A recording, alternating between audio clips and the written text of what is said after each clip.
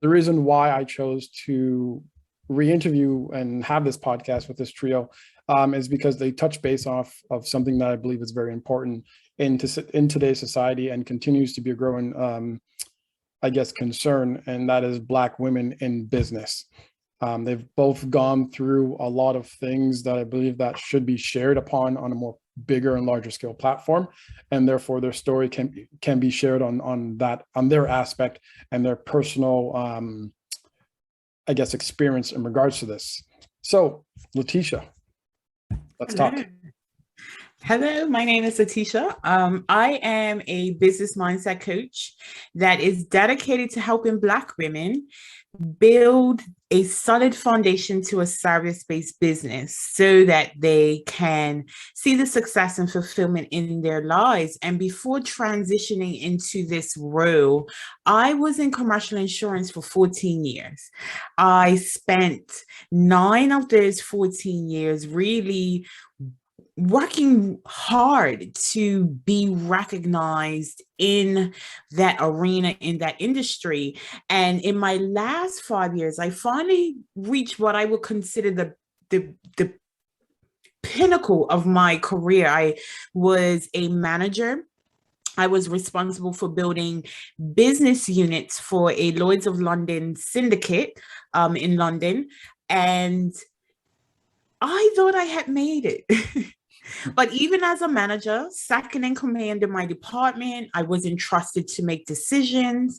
I was really kept on a very tight leash. The men around me were in charge, and that was made very obvious to me. For those who are not familiar, England is staunch on tradition. So I'm in an environment where traditionally, these are white male roles, and I'm a foreigner. So I have one tick against me. I'm a Black foreigner. So I have another tick against me.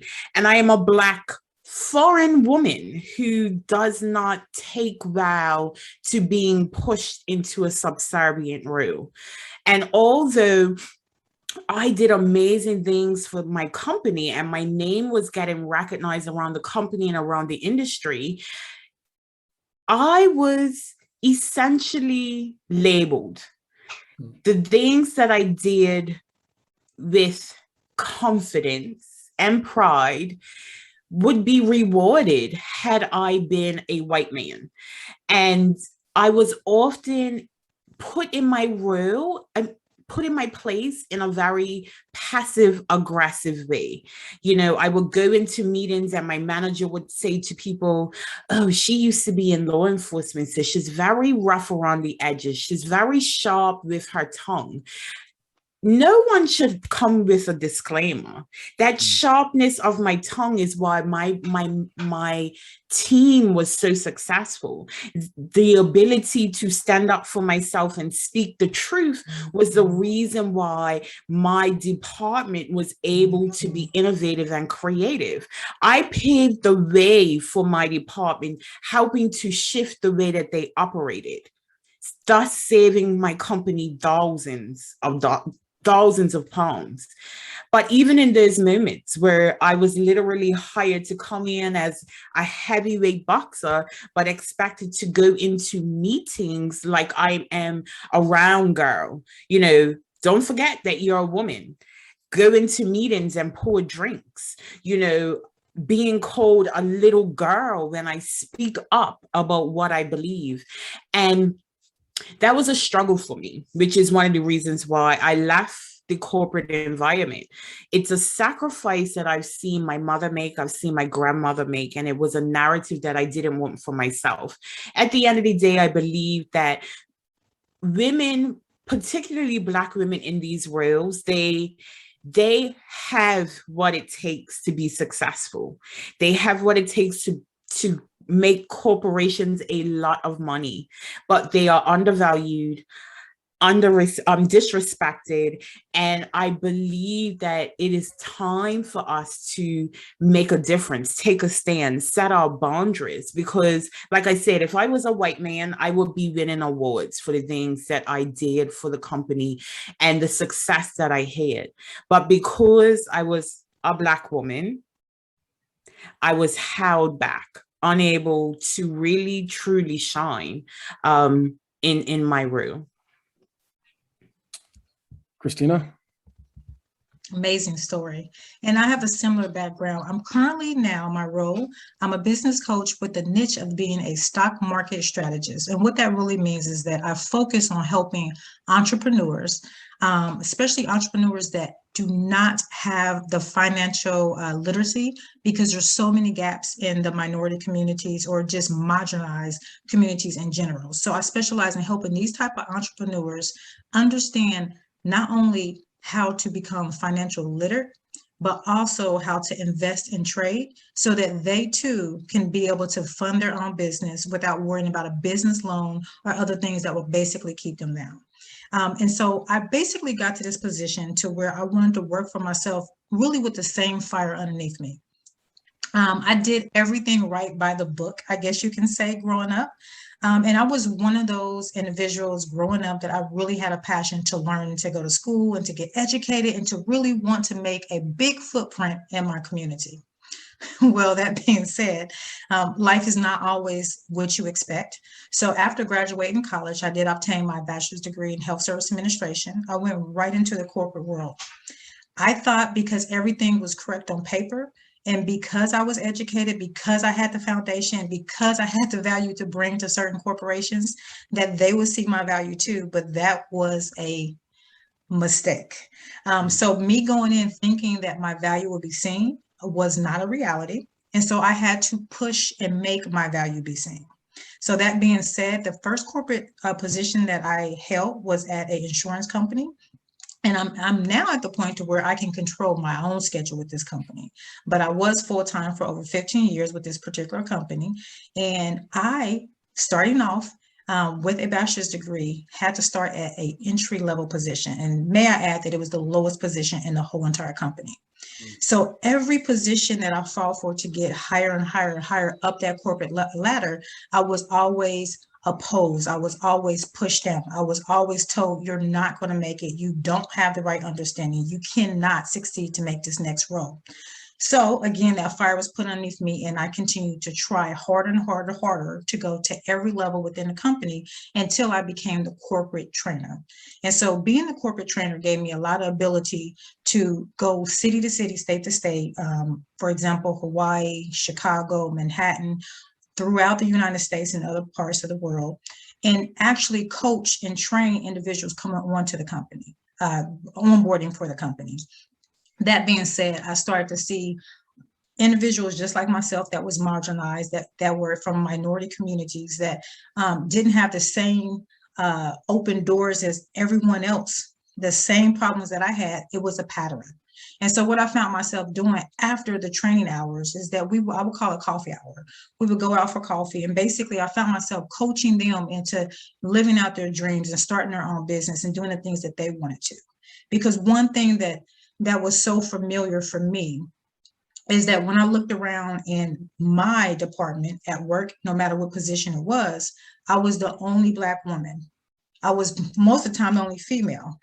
Most of the time I was the only Christian. So I had all these things stacked against me to where every board meeting that I went into, I was told no, no, no, no, no. So I strive harder and harder to break down those barriers, and basically from being a business coach for the corporation, I put a lot of individuals in the right footsteps to say, okay, if I can do it, I know you can do it. You're a woman, it's okay. You're marginalized, it's okay. You don't know this, let's learn it together.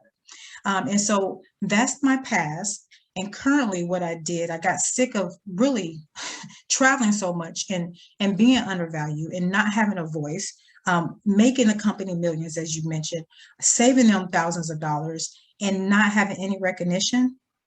And just to give you guys a little insight, for an example, if I was in a meeting, the setting would be, who has an ideal to allow this merchant to become more successful? I'll raise my hand. Everyone in the room that was a male would get picked. They would hear their voice.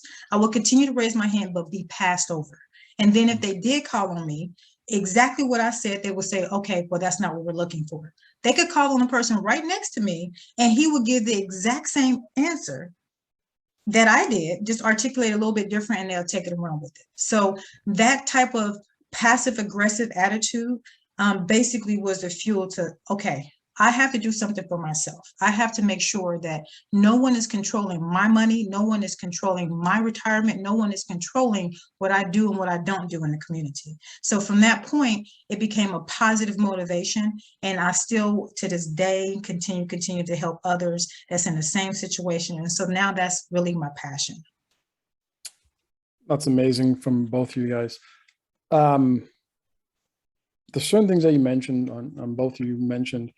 It's that, so I have to ask this question: how did you maintain your composure? Because it seems like both of you were set in, I guess, in the hot plate or hot seat, where every time people were testing your patience, testing your skills, testing, and always keeps testing and more testing and evaluating who you are as a Black female in these roles. What did you do to actually maintain your composure? Because as Letitia mentioned, there was times where she was handing out water to people.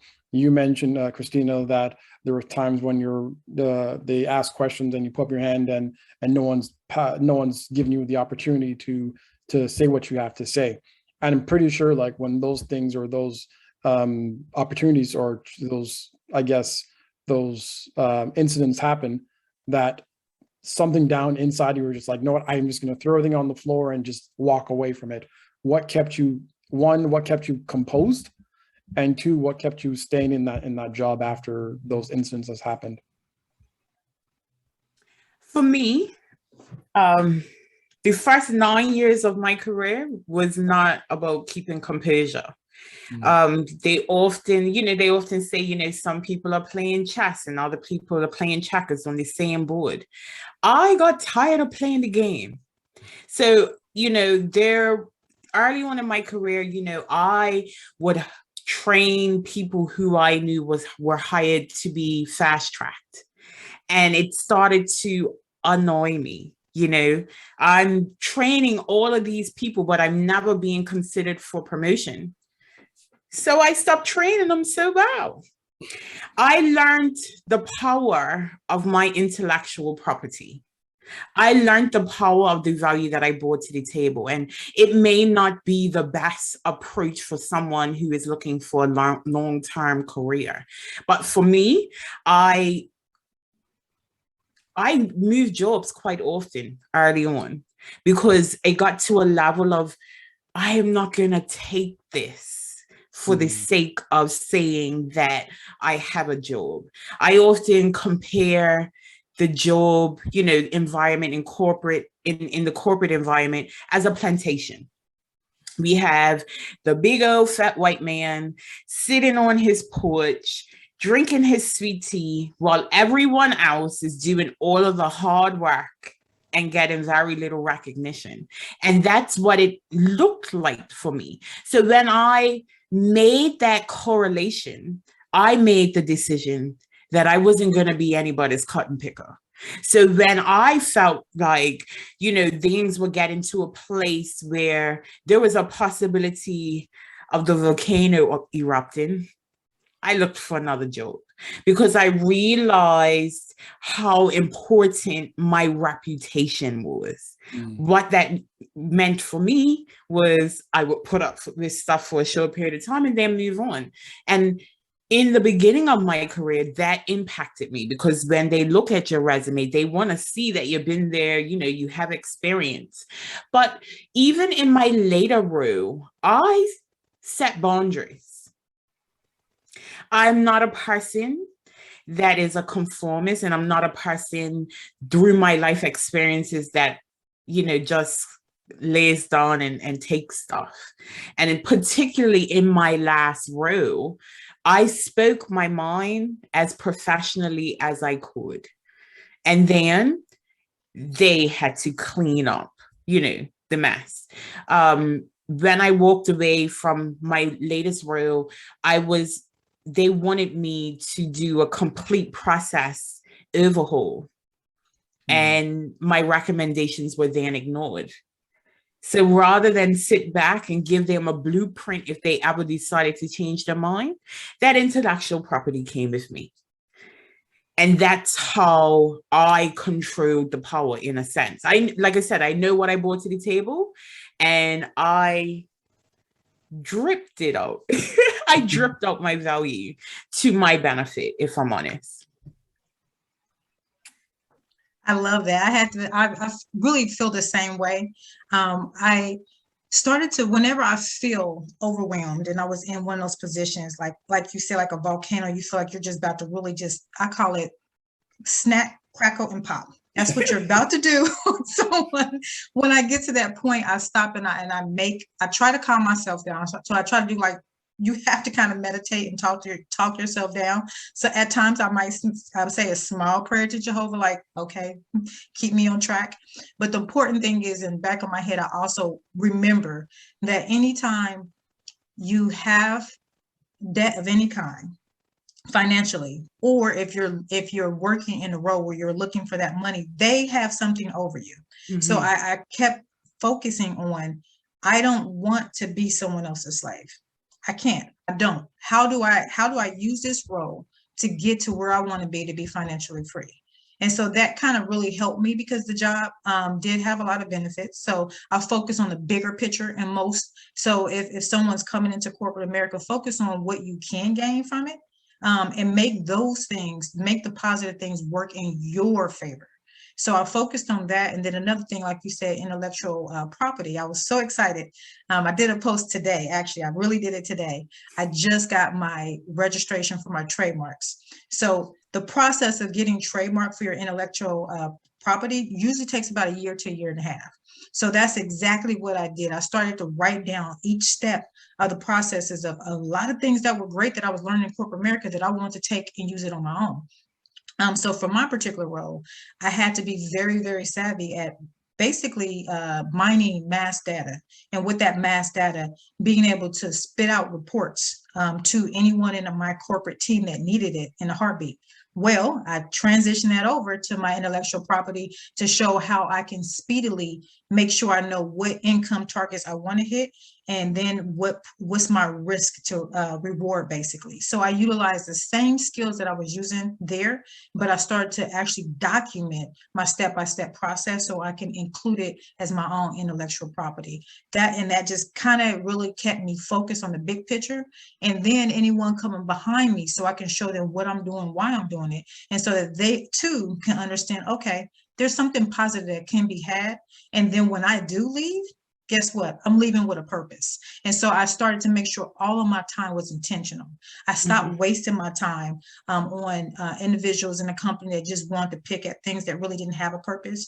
Or like you said, when if someone was to, oh, Kristina doesn't have really anything to say, and kind of go over me, okay, then my time, I'm not going to waste my time. I'm intentional with my time. I'm going to make sure I count for my goals and what my ultimate purpose is. So that's exactly a good thing to kind of focus on, to calm yourself down and look at the big picture. Mm-hmm. I think one of the narratives, I'm sorry, David, one of the narratives that we have as Black women in particular is that we have to work twice as hard to get half as much. But the problem with that is that it becomes an expectation. You know, Letitia's going to do it, Kristina's going to do it, even if this is outside of the parameters of their business. And I said earlier, it's important to set boundaries. We are not there to fill in the gaps. If the work cannot get done with the working hours that you have contracted with me, then you need to find someone else to help fill in the role. And I think that is the problem that we have, because we have this narrative. We go into corporate positions or any positions really willing to lay ourselves on the line to just prove our worth, instead of acknowledging our worth and then making it work for us, as Kristina says, or moving on to another environment that can actually appreciate it. I think oftentimes we sacrifice way too much, and that's where the resentment comes in. And it's again in an effort to prove that we are valuable and we are, worthy of being in those positions. And I think that is what creates the kind of push and pull for Black women in corporate environments, because we know we have to show up, and we have to show up boldly and hard, right? But in that, we are also teaching our co-workers and our managers that we are going to go over and beyond. And it becomes an expectation. So when we don't meet that expectation, all of a sudden, you know, you're not meeting your numbers. You're not doing what it is that you're expected to do. When all the while, we've been doing way more than we were expected to do. And that often adds to our frustration. And one thing to add to that, because that's such an important point of what you're saying, that every listener should really focus on boundaries, boundaries, boundaries. What I think also happens is that we don't realize systematically how it really penetrates our self. So when you don't set boundaries at work, now it's floating into your personal life. Now you're working over. Now when you go home, you're tired, taking out your frustration from work into your family. Now you're not spending as much time with your children. It really overflows. So it's a systematic thing that we have to stop. And it really stems from exactly what you just said. Set the boundaries and stay within your boundaries. And then if you even calculate time, you know, time is money. Money is your energy. You're trading your time for money when you go to work. So if you're overextending yourself without setting boundaries, then start really calculating how much they're saying you're worth. And you know you're worth more. So we're shortchanging ourselves when if you actually do the calculation. And then who's paying the cost? Not only yourself and your health, because it is systematic, not setting boundaries, but also your family, your friends, and everyone else that's in your life. So it's a very, very powerful thing, like you mentioned, to set boundaries. Absolutely. I'm loving this conversation. There's a lot of golden nuggets in that. One thing I'd like to ask, though, is what advice would you give those that are currently as a Black woman, in the corporate world, and those that are aiming to become in that corporate world as well? Advice. There's a game that has to be played. Like, I mean, that's the reality of it. And your career is important. I mean, this is how you make money. This is how you sustain yourself and your family. But I think it's also important to have a clear understanding of your worth.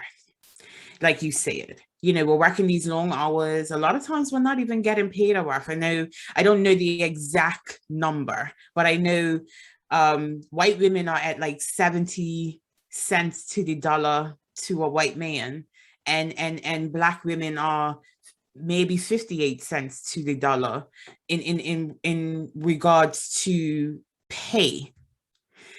Understanding our worth, being in a position where we can negotiate, so we're at least at an even keel with our co-workers, is a great start. A lot of us have this narrative that we can't go in and ask for what it is that we know we are worthy of.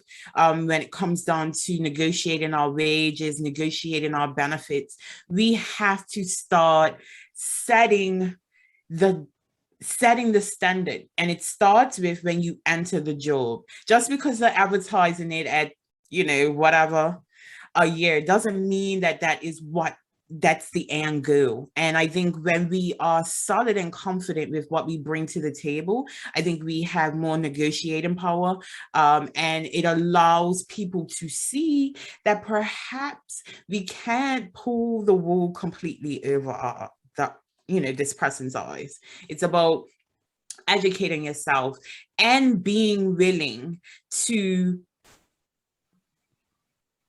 let go of opportunities that don't serve us. That's very powerful. Yep. And to add to that, my advice would be education. Educate yourself, become very financial literate as much as possible. And in order to fill the gap, not only with our salaries, but start a home business. Every family going into corporate America should have their own home business. Why? You can put your kids to work. They could be tax write-offs. There's legal, the whole US system, and then other systems as well, is built on the entrepreneur being successful in taking in those tax breaks. So in order to fill that gap, to make things, in a sense, getting all of your worth, is to make sure you don't shortchange yourself too. Find that intellectual property that you can do, start making them steps as soon as you enter whatever job, corporate doors, and start putting it to work by making it a legal entity or business. Make it legalized so that you can actually fill that gap in, not only the gap of not having the financial education, of knowing why a home business is so important, but also, so when you get everything you need out of that corporate job, you had a purpose of why you started, and then you're going to make your exit plan. And when you exit because your purpose is fulfilled, now you're going to fuel that business that you started from home. I love this. Any final thoughts and words?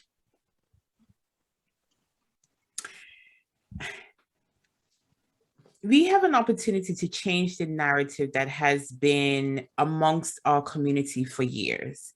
We are the foundation of most of the communities that we are in.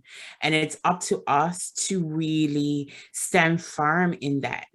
We have spent many, many years giving away our power. And I think it's time that we stand in our power and start demanding the respect that we deserve. And the only way to do that, like I said, is be willing to set boundaries so that people do not use you to their benefit. We all work to live. We do not live to work. And I think that's very important. And like you say, Kristina, being able to utilize the environment that you're in for a bigger purpose is always important. Awesome. I agree. And then also, if you're in wealth is really, health is our wealth. And wealth is not just a dollar amount. It's actually just having the freedom to not worry about things. You can have just $20 to your name and be the happiest person. How are you utilizing that $20?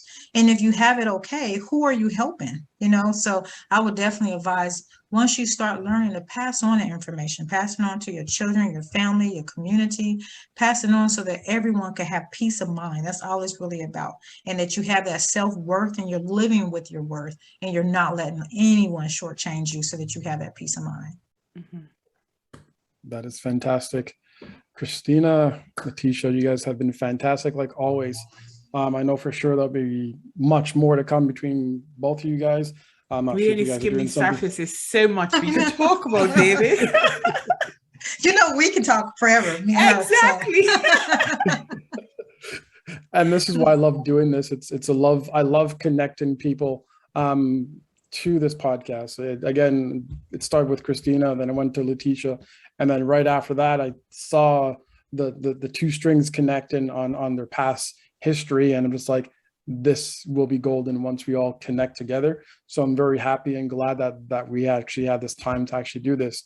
And again, like you mentioned, Kristina, there's going to be much more that we could do. I know we're all busy, sorry. But for sure, we'll make time for all of us to connect again on another podcast.